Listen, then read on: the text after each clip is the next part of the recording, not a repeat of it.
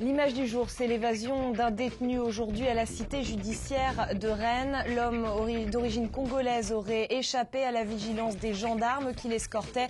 Il est soupçonné d'appartenir à un gang qui a violemment braqué plusieurs dealers en Bretagne. D'importants moyens ont été déployés pour le retrouver, dont un hélicoptère. L'homme âgé de 33 ans est menotté, mais il n'a toujours pas été retrouvé. Mesdames, Messieurs, bonsoir et merci de votre fidélité dans l'actualité de ce mercredi.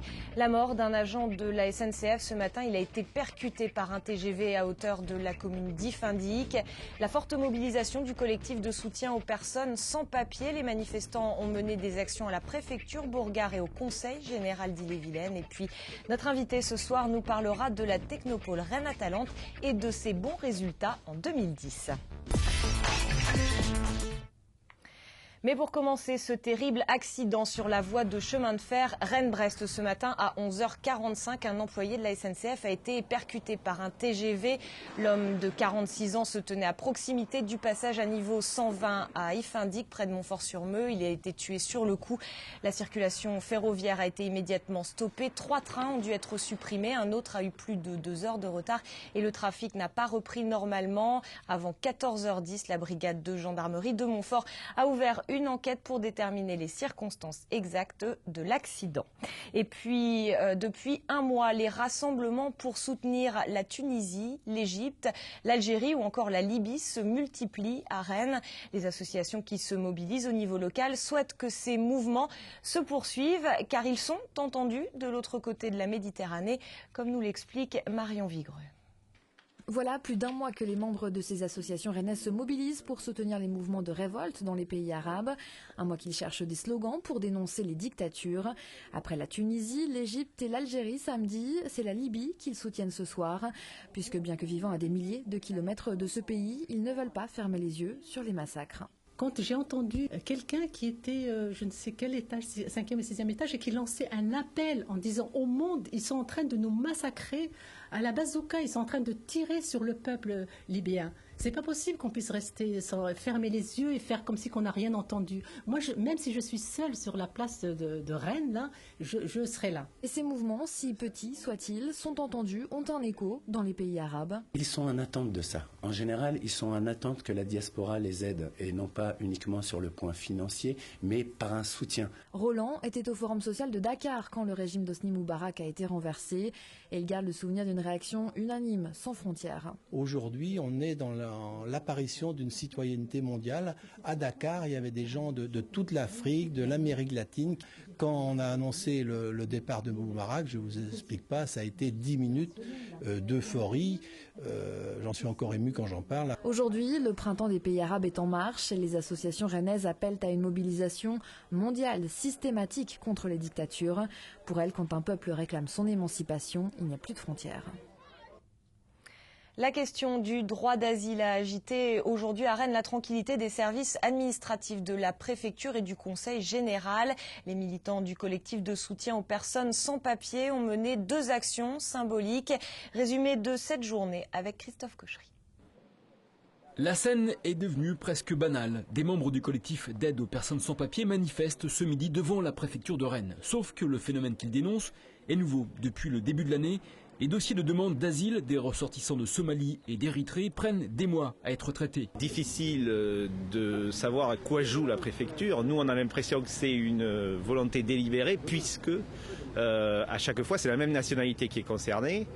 Et la procédure est systématiquement la même, c'est-à-dire qu'on les convoque, on prend leur empreinte digitale, on leur explique rien, ça dure 5 minutes et on les reconvoque pour le mois prochain.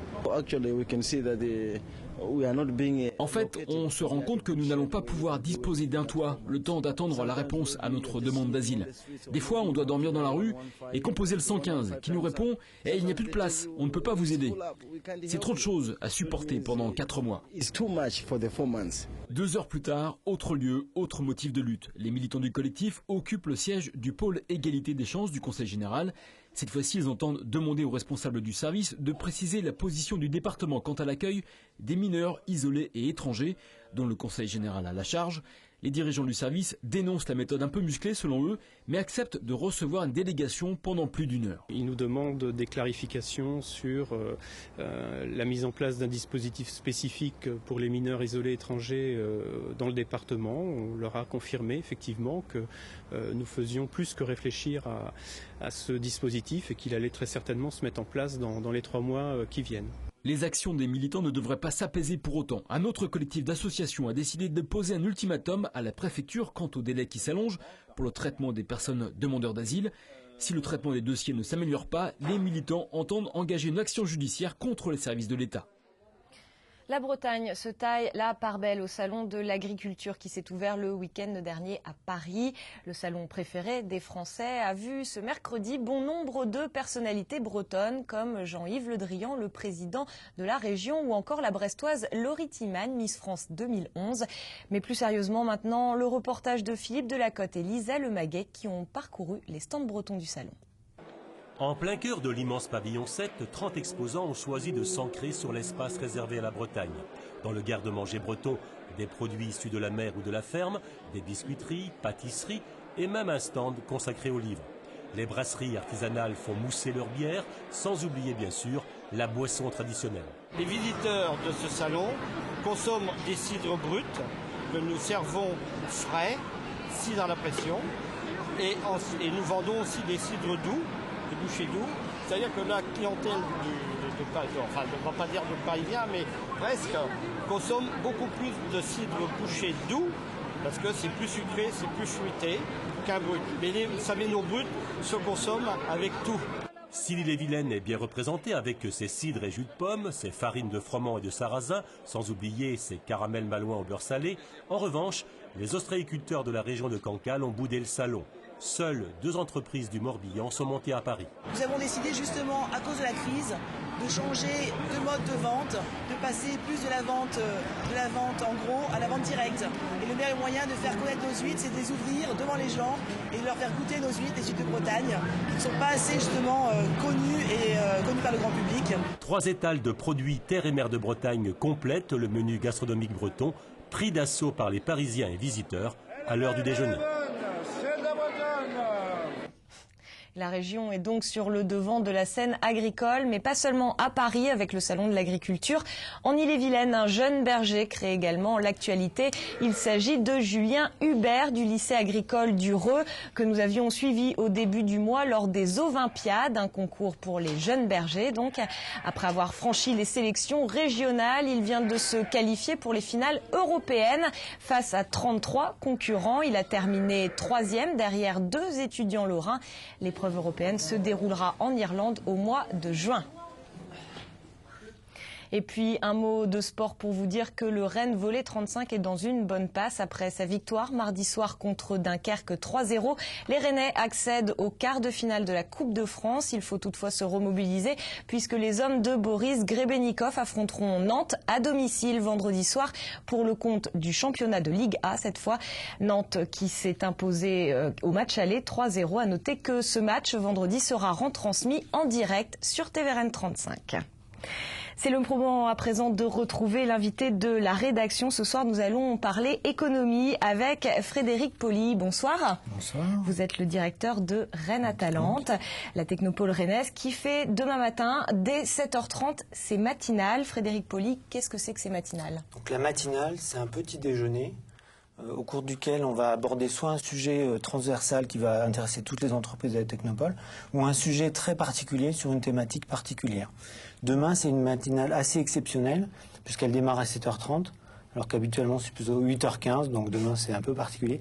Et pourquoi c'est particulier? Parce que nous présentons au cours de cette matinale les 23 entreprises que nous avons accompagnées l'année dernière en création. D'accord, ça c'est l'une des 2 thématiques, voilà. Ces entreprises créées en 2010, il y en a 23, c'est le meilleur cru depuis l'année 2000. Qui avait été une année exceptionnelle, en particulier liée à la bulle Internet. Donc là, on a retrouvé le même, un niveau équivalent et une bonne dynamique. Ça fait 2 ans qu'on a une très très bonne dynamique sur la technopole Rennes Atalante. Un autre chiffre important, c'est que l'an dernier, on a conduit notre enquête emploi annuelle. Et cette année, nous avions recensé plus de 17 000 emplois avec une création nette d'emplois de 500 emplois. D'accord, donc là, ces 23 entreprises, elles ont créé à peu près... Ces 23 entreprises ont déjà créé plus de 109 emplois, ce qui est quand même intéressant puisque certaines n'ont été créées qu'en fin d'année. Donc on voit vraiment la dynamique économique du territoire rennais. Ces entreprises, dans quel domaine elles se spécialisent ? Majoritairement, elles sont issues du domaine des technologies de l'information et de la communication. Alors quand on dit ça, on est un peu réducteur puisque un certain nombre d'entreprises sont issues de ce domaine-là, mais avec des applications très larges dans d'autres secteurs comme la santé, l'audiovisuel, la protection de l'environnement. Donc c'est très large puisque les technologies de l'information et de la communication sont très diffusantes. Elles peuvent s'appliquer à plein de secteurs d'activité. Qu'est-ce qui les attire, ces entreprises, sur le secteur de Rennes Atalante ?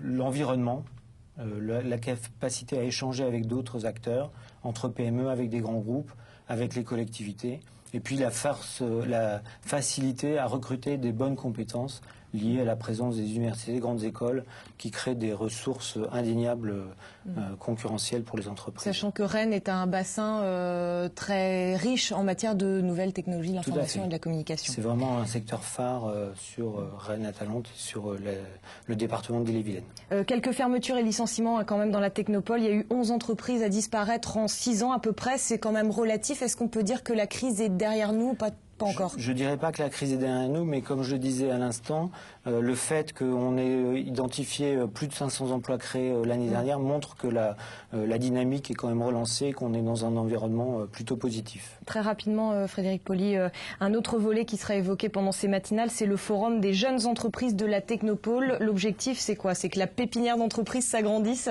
Alors, à l'issue de la matinale, on fera pour la 2e année consécutive un forum des jeunes entreprises. Donc, on a invité toutes les entreprises accompagnées par la Technopole depuis moins de 5 ans. Donc sur le campus de Beaulieu, demain matin, vous avez la possibilité de rencontrer une trentaine d'entreprises qui vont présenter leurs innovations et faire des démonstrations de ce qu'elles inventent et fabriquent. Merci beaucoup Frédéric Poli. J'invite tout le monde à venir demain matin. C'est ouvert à tout le monde. Voilà. Je rappelle que vous êtes le directeur de Rennes Atalante et que demain, à partir de 7h30, auront lieu les matinales de Rennes Atalante. C'est la fin de ce journal. Je vous en rappelle l'une des principales informations. Un prévenu s'est échappé du palais de justice de Rennes cet après-midi. Il a trompé la vigilance des gendarmes qui l'escortaient. D'importants moyens humains et techniques ont été mis en place pour l'appréhender. Voilà, je vous souhaite une très bonne soirée à tous et à demain.